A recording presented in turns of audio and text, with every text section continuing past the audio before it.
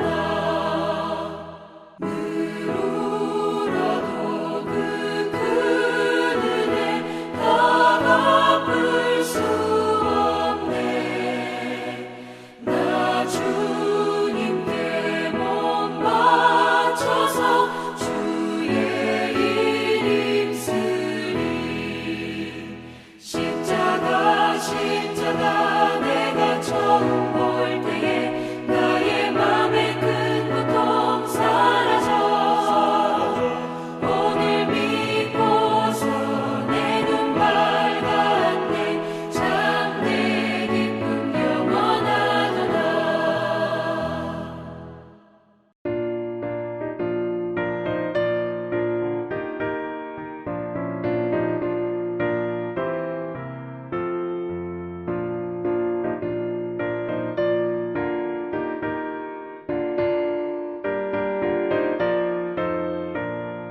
주 어느 때 다시 오실는지 아는 이가 없으니 등 밝히고 너는 깨어있어 주를 반겨 맞으라. 주 안에서 우리 몸과 몸이 깨끗하게 되어서 주 예수님 다시 오실 때에 모두 기쁨으로 맞으라. 주 오늘에 다시 오신다면 부끄러움 없을까? 살아였다 주님 칭찬하면 우리 맞아 주실까? 주 안에서 우리 몸과 몸이 깨끗하게 되어서 주 예수님 다시 오실 때에 모두 기쁨으로 맞으라. 주 예수님 맡겨주신 일에 모두 충성 다했나. 내 맘속에 확신 넘칠 때에 영원한 식 없겠네. 주 안에서 우리 몸과 몸이 깨끗하게 되어서 주 예수님 다시 오실 때에 모두 기쁨으로 맞으라. 주 예수님 언제 오실는지 밤밤에나 낮에나 늘 깨어서 주님 받는 성도 주의 영광 보겠네. 주 안에서 우리 몸과 몸이 깨끗하게 되어서 주 예수님 다시 오실 때에 모두 기쁨으로 맞으라.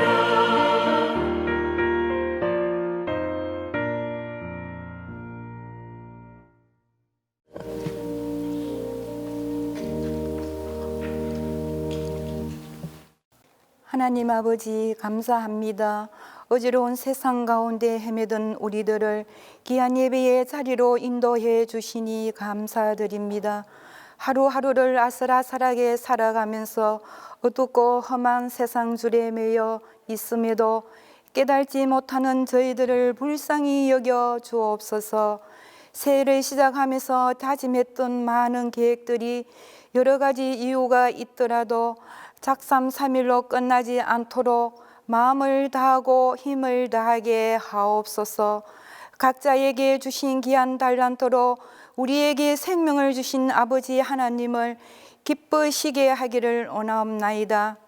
코로나19로 인해 한 번도 경험하지 못한 일상 속에서 힘든 날을 보냅니다. 평범한 일상들이 특별해지는 이때 이웃과 성도님들을 다시 한번 돌아보고 서로를 위해 기도할 수 있는 동신의 가족들이 되게 하옵소서. 코로나 바이러스가 속히 종식되어서 모든 예배와 일상이 온전히 회복되게 도와주옵소서. 함께 모여 찬양하고 기도하고 교제할 수 있는 날이 속히 오기를 기도합니다. 오늘 하나님의 말씀을 대면하시는 전도사님을 축복하시사 성령님과 함께 하셔서 상처받고 지친 영혼들을 말씀을 주시고 말씀대로 실천하는 용기를 주옵소서. 예배를 돕는 손길들과 오라인으로 함께 예배를 드리는 성도 한 사람 한 사람에게 동일한 은혜를 주시기를 원하며 믿음이 떨어지지 않도록 주님을 의지하고 말씀을 붙들고 기도하게 하옵소서. 우리를 위하여 대속 제물이 되어 주신 예수님의 이름으로 기도드립니다. 아멘.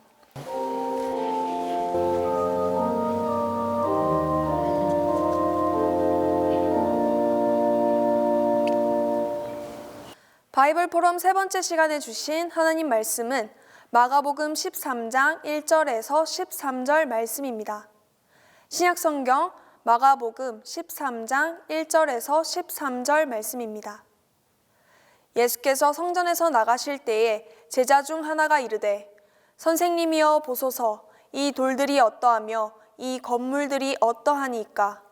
예수께서 이르시되 내가 이 큰 건물들을 보느냐. 돌 하나도 돌 위에 남지 않고 다 무너뜨려지리라 하시니라.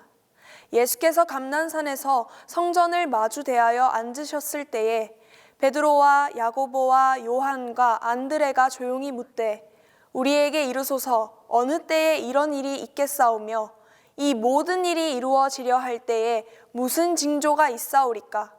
예수께서 이르시되 너희가 사람의 미혹을 받지 않도록 주의하라. 많은 사람이 내 이름으로 와서 이르되 내가 그라하여 많은 사람을 미혹하리라. 난리와 난리의 소문을 들을 때에 두려워하지 말라. 이런 일이 있어야 하되 아직 끝은 아니니라. 민족이 민족을 나라가 나라를 대적하여 일어나겠고 곳곳에 지진이 있으며 기근이 있으리니 이는 재난의 시작이니라. 너희는 스스로 조심하라. 사람들이 너희를 공회에 넘겨주겠고 너희를 회당에서 매질하겠으며 나로 말미암아 너희가 권력자들과 임금들 앞에 서리니 이는 그들에게 증거가 되려 함이라. 또 복음이 먼저 만국에 전파되어야 할 것이니라. 사람들이 너희를 끌어다가 넘겨줄 때에 무슨 말을 할까 미리 염려하지 말고 무엇이든지 그때에 너희에게 주시는 그 말을 하라. 말하는 이는 너희가 아니요 성령이시니라. 형제가 형제를 아버지가 자식을 죽는 데에 내주며 자식들이 부모를 대적하여 죽게 하리라. 또 너희가 내 이름으로 말미암아 모든 사람에게 미움을 받을 것이나 끝까지 견디는 자는 구원을 받으리라.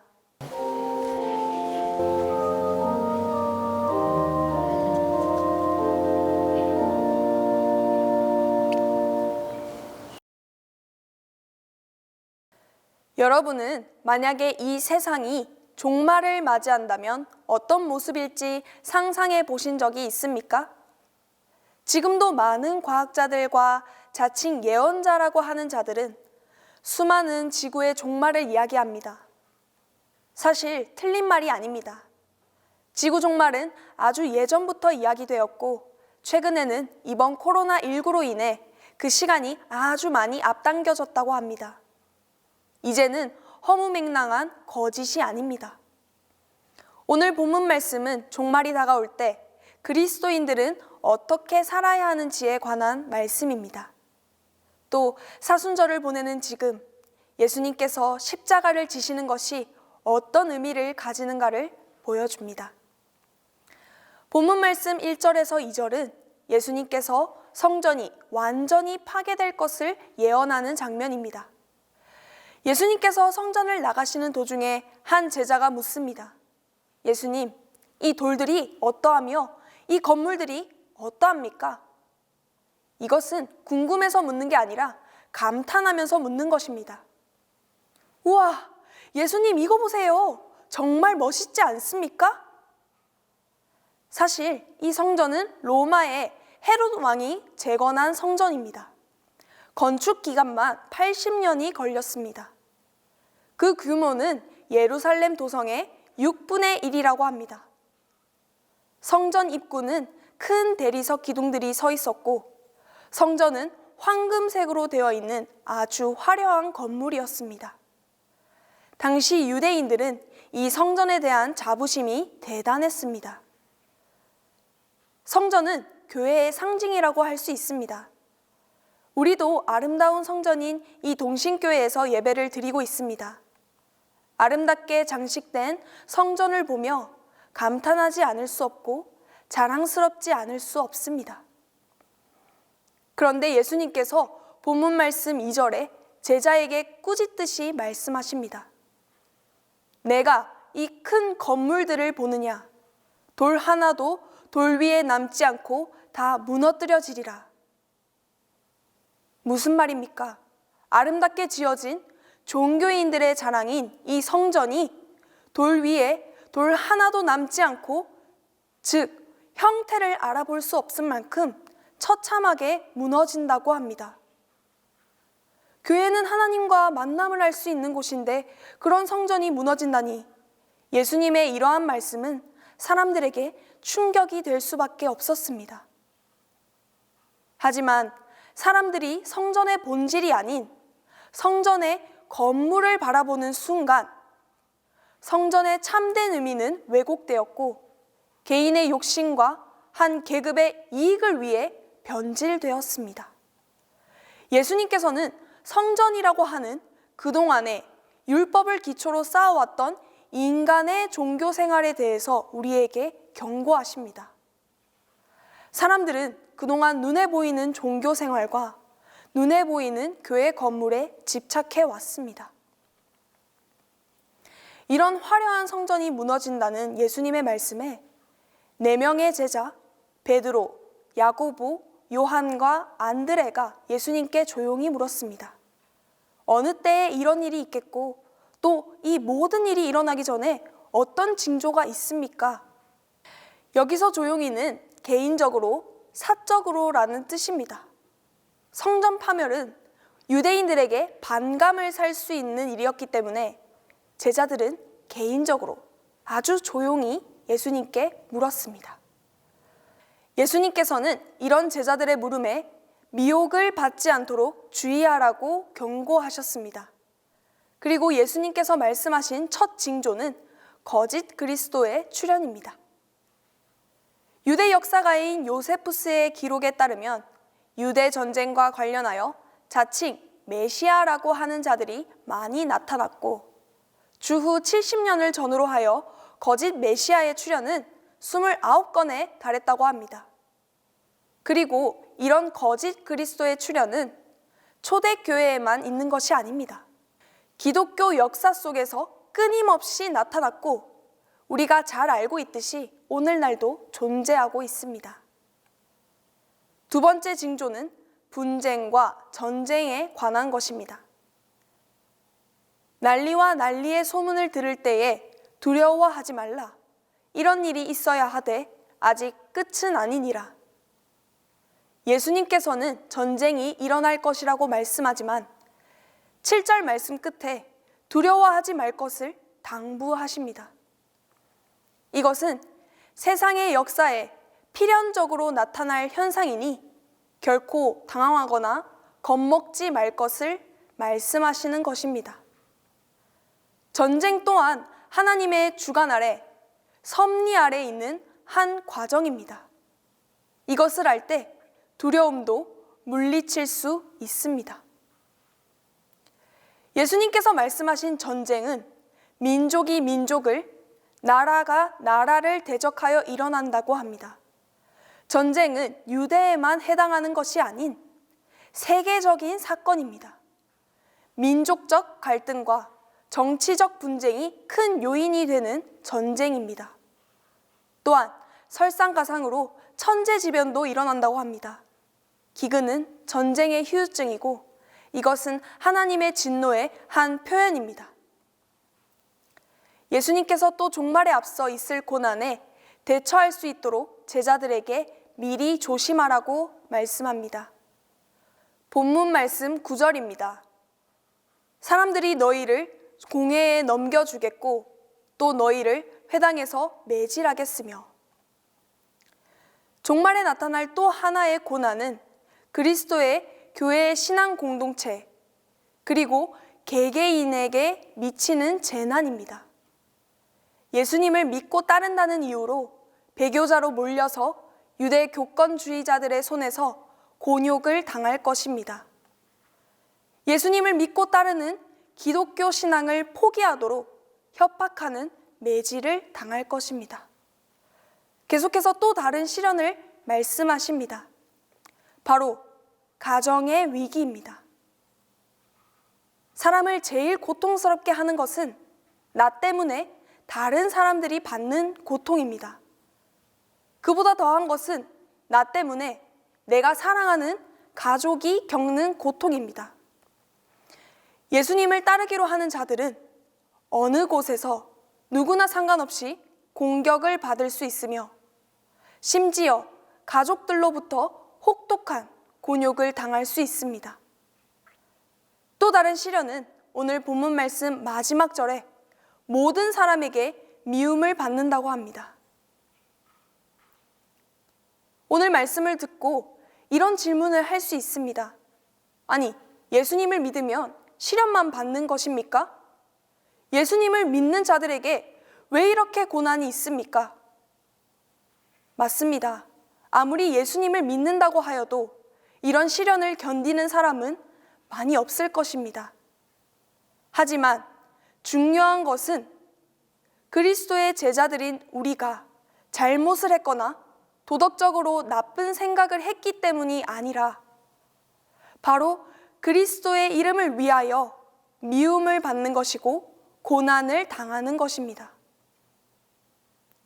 그리고 이런 시련들을 끝까지 이겨내는 자들에 대한 말씀도 오늘 본문 말씀에는 분명히 기록되어 있습니다. 9절 말씀을 보면 너희가 권력자들과 임금들 앞에 서리니 이는 그들에게 증거가 되려 함이라. 복음은 우리에게 그리스도와 천국에 관한 증거가 됩니다. 우리가 복음을 영접하면 그 복음은 우리를 위한 증거가 될 것입니다. 하지만 복음을 영접하지 않는 자들에게는 그 복음이 심판날에 대적하는 증거가 될 것입니다. 그러니 이 말씀은 그리스도를 예수로 고백하는 자들에게는 위로가 되는 말씀입니다. 또 본문 말씀 10절에는 또 복음이 먼저 만국에 전파되어야 할 것이니라. 종말이 있기 전에 복음이 먼저 만국에 전파되어야만 비로소 종말이 임한다는 것입니다. 또 복음을 위하여 고난을 받는 사람들에게 위로가 되는 일은 그들이 비록 짓눌리고 억압을 받을지언정 그럴수록 복음은 사방으로 만국으로 전파된다는 것입니다. 실제로 우리가 지금 현재 예수님을 알고 믿을 수 있는 것은 예수님의 이름으로 복음을 전하려다가 억압받고 핍박받은 사람들의 희생이 있었기에 복음이 전파되어 이렇게 믿을 수 있는 것이 아니겠습니까?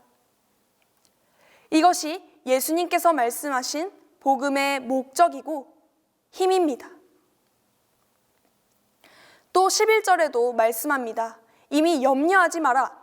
무엇이든지 그때 너희에게 주시는 그 말을 하라. 이는 너희가 아니요 성령이시니라. 그리스도를 위하여 고난을 받는 자들은 핍박하는 자들 앞에서 하늘의 도움을 받을 것입니다. 열심히 그리스도를 섬기는 자는 걱정할 필요가 없습니다. 성령님께서 도와주시기 때문입니다. 마지막 13절입니다. 끝까지 견디는 자는 구원을 받으리라. 예수님을 바라보고 끝까지 견디는 자는 주님께서 절대 잊지 않습니다. 여러분, 인류의 역사는 반드시 그 마지막이 있습니다. 이 세상이 영원히 지속되지 않습니다. 시간 속의 세상은 끝도 없이 발전을 거듭하며 초과학적인 세계로 나아가는 것이 아닙니다. 인류 역사는 반드시 그 끝이 있습니다. 물론 아직 일어나지 않았습니다. 하지만 우리가 영원할 것이라고 믿는 그 순간에 종말은 서서히 다가오는 것입니다. 웅장하고 그 화려했던 예루살렘 성전이 주 70년 로마에 의해 철저히 파괴된 것처럼 결코 무너질 리 없다고 믿는 이 세상도 종말이 있습니다. 하지만 그 종말은 한순간에 이루어지지 않습니다. 그 종말에는 반드시 징조가 있습니다. 오늘 말씀처럼 그때에는 거짓된 예언과 사람을 미혹하는 일이 있고 전쟁과 기근이 있고 압제와 믿는 사람들에게 박해가 있고 부모와 자식, 형제 간의 다툼과 비정함이 있는 것입니다. 한마디로 죄가 극단화됩니다. 그런데 오늘 본문 말씀에서 나온 이 징조들은 우리가 지금 너무도 잘 알고 실제로 지금 너무도 흔하게 일어나는 일들이 되어버렸습니다. 하나님께서 말씀하신 종말이 서서히 다가옵니다. 그런데도 아직도 종말이 일어나지 않는다. 아니, 종말이 일어날 리 없다고, 이 세상은 영원할 것이라고 부정할 수 있을까요? 이렇게 죄가 넘치는 시대에 그리스도인들은 영적 분별력이 필요합니다. 세상과 우리의 차이는 종말을 두려워하지 않는 것입니다. 종말은 영적 분별력을 잃어버리고 그리스도가 아닌 세상을 바라보는 자들에게는 두려울 것입니다. 하지만 주님을 믿고 그리스도로 인해 고난을 받고 복음을 전하는 자들은 심판을 맞이하지만 그 자리가 결코 두려운 자리가 아닐 것입니다. 물론 끊임없이 하나님을 사랑하고 이웃을 사랑하는 마음을 지키며 살아가는 길은 결코 쉽지 않습니다. 심지어 그 길은 고난과 박해의 길이기도 합니다. 하나님을 알지 못하는 세상은 2000년 전 세상에도 그랬고 오늘 우리 시대도 그러하며 미래에는 더 심할 것입니다. 하지만 오늘 말씀에서 이러한 길은 하나님께서 우리를 버리시거나 계시지 않는 증거가 아니라 예수님을 따르는 길이 바로 이러한 박해와 고난의 길이라고 말합니다. 예수님을 따르는 길은 어떤 길입니까?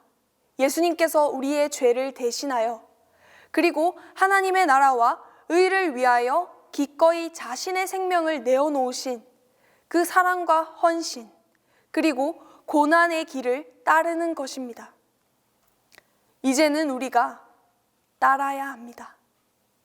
그저 누가 대신 해주겠지가 아닌 그리스도를 주로 고백하는 바로 내가 그 길을 따라가야 합니다. 사순절을 보내는 오늘 말씀을 듣고 어떤 마음이 드셨습니까? 그저 종말이 두렵다? 아니면 무섭다? 그것은 예수님을 주로 고백하지 않는 자들이 가져야 하는 마음입니다. 우리는 두려워할 필요가 없습니다. 왜냐하면 예수님을 주로 고백하는 예수님의 제자이기 때문입니다. 이제 우리가 따르기로 고백하면 그 뒤는 주님께서 도와주실 것입니다. 그러니 두려워하지 마십시오. 그렇다면 우리는 종말의 순간에 주님과 함께할 것입니다. 기도드리겠습니다. 하나님 아버지, 우리를 지켜주셔서 감사합니다.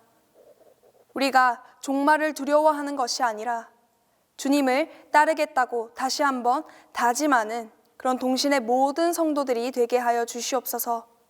예수님 이름으로 기도드립니다. 아멘.